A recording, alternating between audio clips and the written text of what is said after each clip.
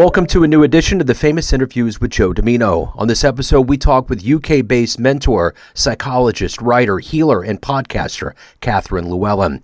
Her lifelong passion for human evolving and transformation began at the age of 6, encouraged by a wildly bohemian upbringing and a variety of catalytic encounters with radical thought leaders.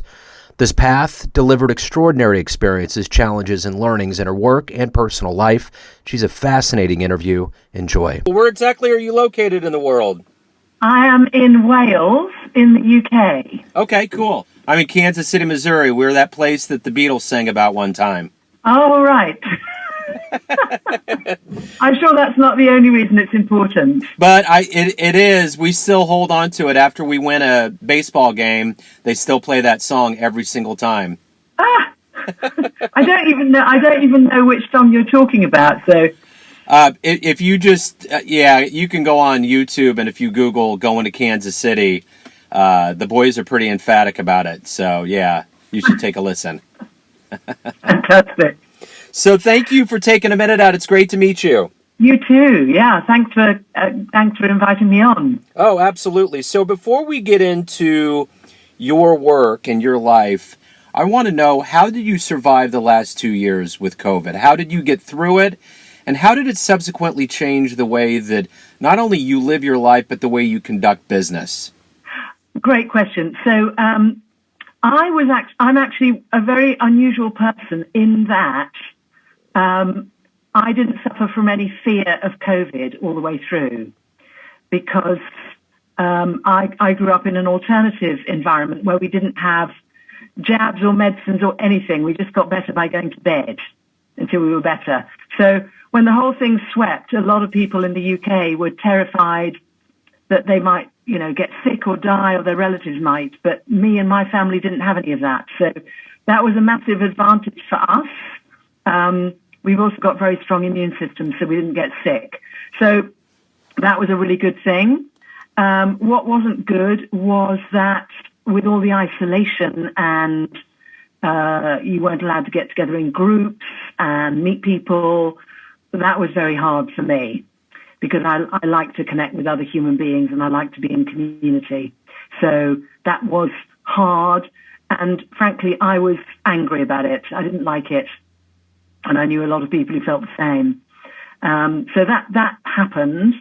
One of the things that came out of it, though, was after about a year and a half of it, I was so fed up that I just wanted to be speaking out my voice. And so I started my own podcast, which eventually led to me now meeting you and being on your podcast. So that wouldn't have happened.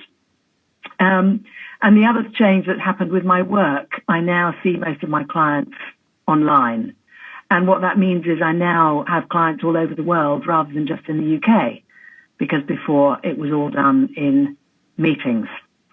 So yeah, definitely a lot of changes. Well, and it sounds like a lot of silver linings, and I think that I run into this a lot when I ask about it. I think there was a lot of woe that went into it, but I think out of that, it's kind of the human cycle. We don't really understand the silver linings or the pleasures unless we feel some level of pain to a certain degree. And I think out of that, it sounds like things kind of got better for you because of going through that. Yeah, I would say yes, but I would say it was a very high cost. Yeah. So, but I am quite resilient. I will bounce back, and I'm also very stubborn. So I won't let things keep me down. But there are a lot of people who have not bounced back, and that's very sad. But yeah, for me, certainly, I would say that's the case. Yeah, for sure. So, the one thing I've noticed with you is that you're a self-mastery catalyst. You're, you're a psychologist, you're a writer, you're a podcaster, you're an intuitive healer. There's so many things that are a part of you. But what I want to do is I want to kind of simplify this a little bit. I'm going to take you in front of a bunch of third graders at a career day. And one of the kids looks up at you and says, "What do you do for a living, and how are you qualified to do it?" How would you answer them? Oh, my God. A third grader. What age is that? Oh, probably about 10, 11.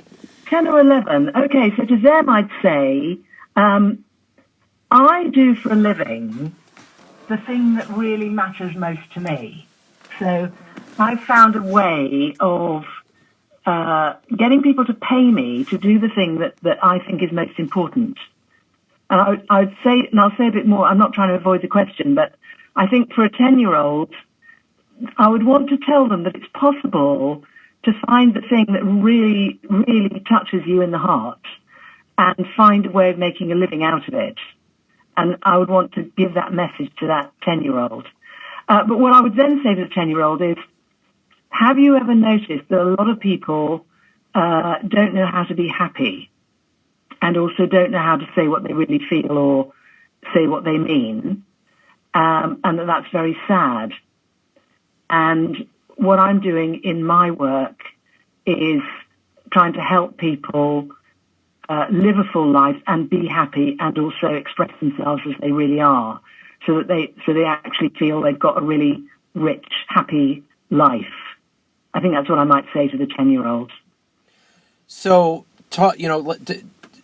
getting kind of a better grasp on where you're at right now and with what you do exactly, I'm going to go back in your life. Talk to me about what you wanted to be when you were a child. What did you envision your life? Well, the reason I knew what to say to the 10-year-old is because that's what I was thinking when I was 6. I was thinking, why do people talk so much nonsense and basically lie to each other, and why are they not happy? And I wanted to learn about that, and I wanted to be helpful. I didn't know, I had any idea what that was going to look like. I didn't even know there was such a job as that. But that was when I was 6. I was very tuned into how can I help people live more truthful lives and be more fulfilled. But there was no particular form to it. I never had I want this job or that job, or I want to live in this kind of place. It was very much on the level of a principle, really, at that point. So what was it about your childhood? How did these seeds get in you? You obviously are highly driven to help people, and that takes a lot from the human psyche to feel that way and to live your life that way, because you give. Yeah. What was it about your childhood? What happened to give you this desire, this high drive that you have? I think, well, my father was a naturopath and osteopath. And in those days, in the 1950s and early 1960s in the UK, that was highly alternative. Nowadays it's not anymore, but it was highly alternative. And he was 100% committed to helping his clients. And he would have people sent to him who'd been written off by the medical establishment, and they'd said, you can't be cured. And they would come to him, and he would move hell and high water to help these people and cure them. And he would come in and talk to us about what he was doing. And he was basically a healing practitioner. And I was really inspired by that. In fact, I actually considered following his footsteps in that work. But I was really inspired by that idea of being somebody that people could come to when they really want help, they genuinely want it, they're prepared to do the work, and you dedicate yourself to helping them. He really inspired me in doing that. But I don't know, maybe, obviously he had that in his character as well, and I think we were generally, I think in our family we generally had that idea of goodwill and generosity and wanted to be hospitable and helpful to people. So talk to me a little bit about who has been kind of a hero for you in your life. Who's inspired and motivated you the most throughout your life? Well, I don't think I could say the most because there are so many people, but I will mention someone who's actually just passed away. His name is John Heron, and he was one of the fathers, in my mind, the most important father of the humanistic psychology movement. And he was very strong on this whole notion of sovereignty and personhood, this whole notion that we can think for ourselves and that we all want to grow naturally if somebody doesn't actively prevent us from doing it. A very optimistic, quite idealistic, almost spiritual point of view about humanity. And he made his whole life about that and teaching people about that and training facilitators and coaches and leaders, which he did for decades and was still doing right up until his health started declining very recently. in his 90s, I think he was. So this guy was a real hero to me, and I had the pleasure of meeting him on several occasions. And he was just a wonderful, wonderful human being. No ego, no desire for to dominate or be famous or any of those things. Not that being famous is bad, but, you know, he was doing purely from the spirit of contribution. And I really admire John Heron.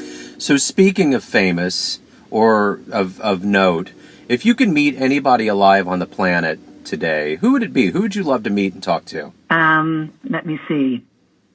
Well, the Dalai Lama would be just an awesome person to meet. But I expect everybody says that. Who else? Oh, I'd like to meet Tom Woods. Do you know who he is? No. He has a podcast. It's called The Tom Woods Show. He's got about 2,000 episodes now. And he was originally a history professor, and he decided he was fed up with academia and decided to break out of it, which was quite a high-risky thing to do, and started a podcast. And he's done an episode 5 days a week, every week for I don't know how many years. He's on episode 2,300 and something. And he has the most amazing people on and very intelligent questioning. And listening to his podcast is a real education and mind stretching. So I've got a great deal of respect for him. I'd love to meet him. I'd also like to meet Jeffrey Tucker. Have you heard of Jeffrey Tucker? Yes, I have. Yes. Okay, I'd love to meet him. Amazing man. So I actually wrote a ballad during the lockdowns. I wrote a ballad for the politically incorrect, of which he's one, and Tom Woods is another. And I sent him the ballad, and he thanked me very much for it because I named him in the ballad. So Jeffrey Tucker's a man I'd very much love to meet. I'm curious with what, in your line of work, what's one of the most common mistakes that humanity makes, and that obviously trickles down into the person. What is the most common thing that we don't do okay, that we can clear up, that we can fix to have our lives be a better place? Well, it's a simple thing, but not an easy thing, which is I think we tend to look for the answers outside of ourselves too much, rather than looking for the answers inside of ourselves. We try and get answers from experts and books and other people as to how we should live our lives and what the answers to our deep questions are, whereas actually the true answers are within. I think that's the biggest mistake that we make. And if we all made a shift, even a 5% shift in regard to that, that would make a fantastic and enormous difference to every individual on the planet. So in your line of work, you give, there's a lot that you give. And how do you parlay that out? How do you pie chart what you give to those that are clients and what you give to yourself? Because you got to keep that in balance. How do you make that work for you in your life? Thank you. It's a great question. So I control the amount of time that's available in my diary for clients, so I limit that. I also make sure that I have a number of things in my routine that are sacred. So I go to yoga once a week. I dance at least once a fortnight, sometimes once a week. I go for a walk every day. I get a lot of sleep. I take my time with my meals. I have quiet time. I have time with loved ones. So I have all of these things kind of knitted into my life in such a way that it would actually be very difficult to get them out of my life now because they're so integrated in.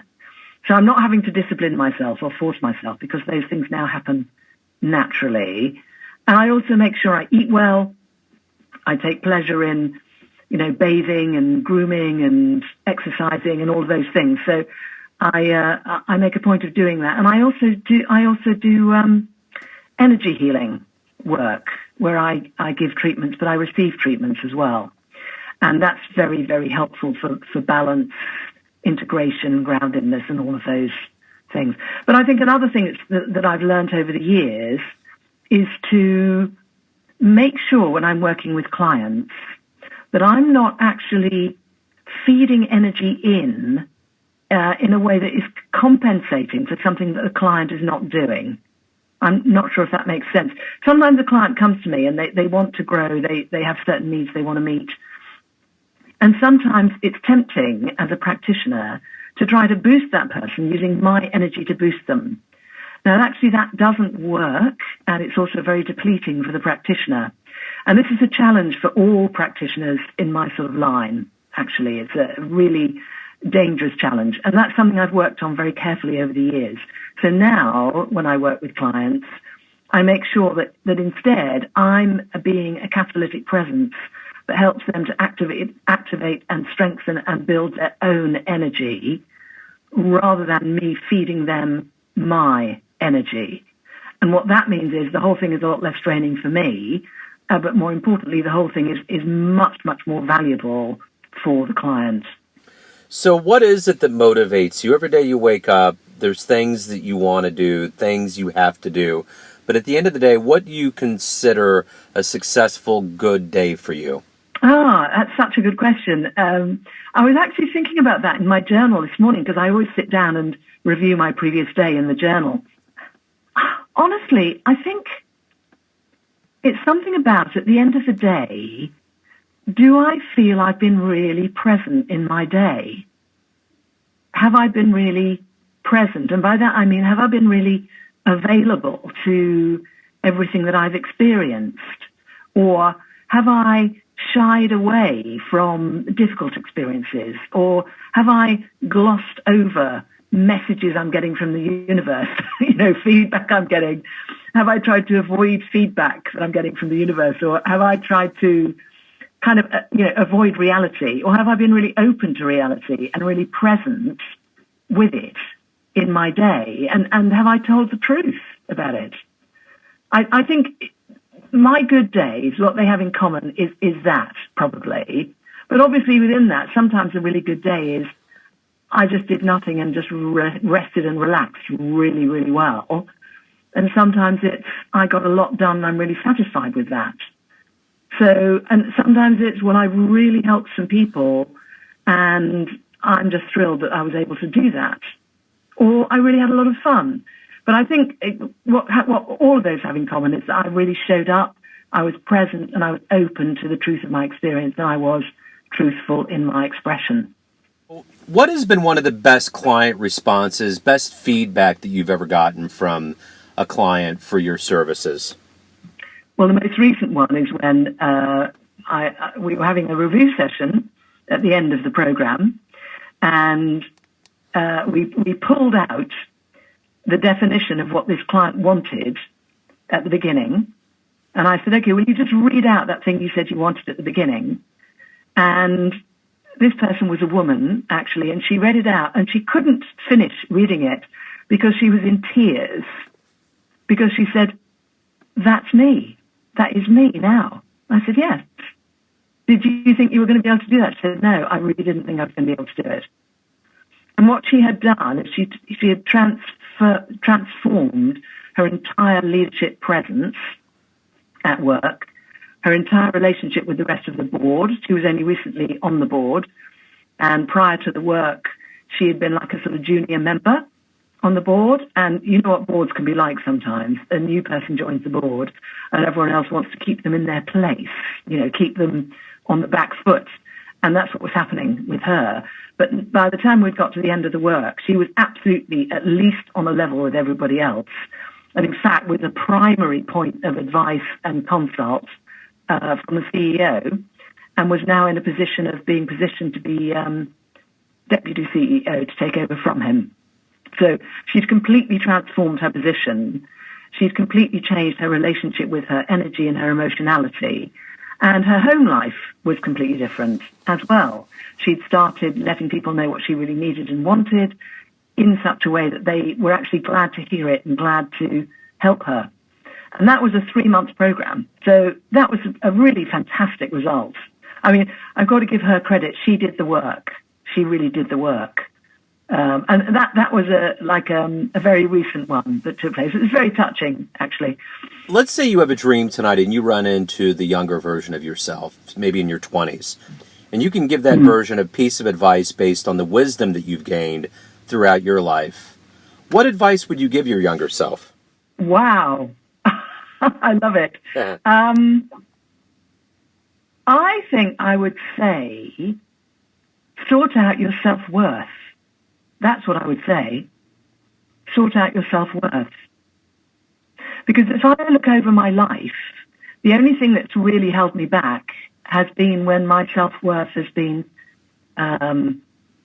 depleted, and when I haven't trusted myself to follow and to take a risk and go for it. But those have been the only times that I've actually not moved perhaps as powerfully or as quickly as I otherwise might have done. So I think that's what I would say. So I would probably try and give her a bit of advice as to how to do that, because when you say to someone, sort out your self-worth, it's like, well, thanks, how am I supposed to do that? So I would probably give some advice about how to do it. So kind of in the same vein, everyone has a perception of you, your family, your friends, your clients, but ultimately you live your life. What's your perception of you? Who do you think you are? Oh, God. I think I'm a kind of a free spirit, a happy, loving, free spirit.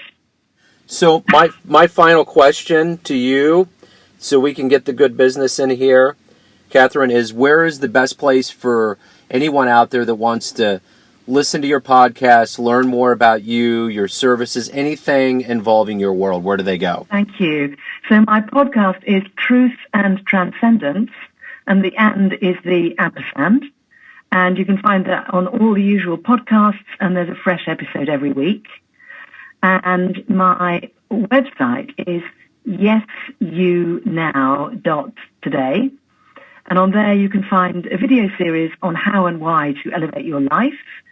You can find a questionnaire that you can complete and send in, and you'll get my personal responses. It won't be analysed by a bot.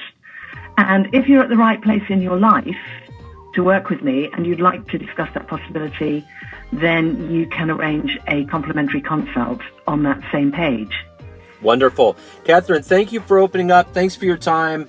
Have a great holiday and a great 2023. Thank you, Joe. It's been an absolute delight, and I wish you the same. Thanks for tuning in to another famous interview with Joe Dimino, where we cover the world of art, literature, business, spirituality, and music from around the globe.